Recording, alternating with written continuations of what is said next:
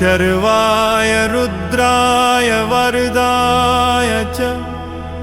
पशूनां पतये नित्यम् उग्राय च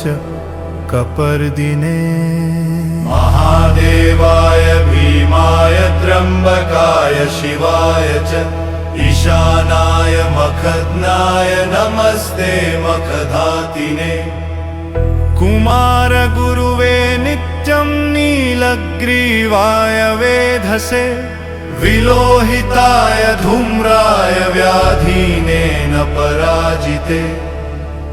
नित्यं नीलशिखण्डाय शूलिने दिव्यचक्षुषे हन्त्रे गोपत्रे त्रिनेत्राय व्याधाय च सुरेतसे अचिन्त्याम्बिका भर्त्रे सर्वदेवस्तुताय च वृषभध्वजाय मुण्डाय जटिने ब्रह्मचारिणे तप्तमानाय सलिले ब्रह्मण्याय जिताय च विश्वात्मने विश्वसृजे विश्वमावृत्य तिष्ठते नमो नमस्ते सत्याय भूतानां प्रभवे नमः पञ्चवक्त्राय शर्वाय शङ्कराय शिवाय च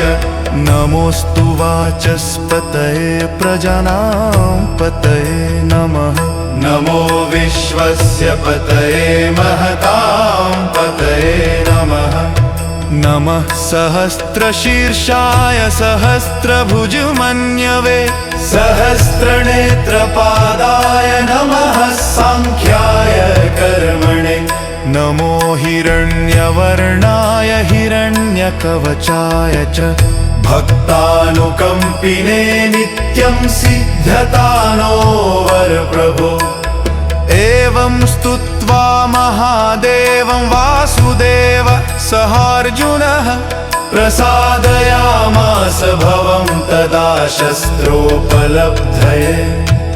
रुद्राभिषेकसम्पूर्ण।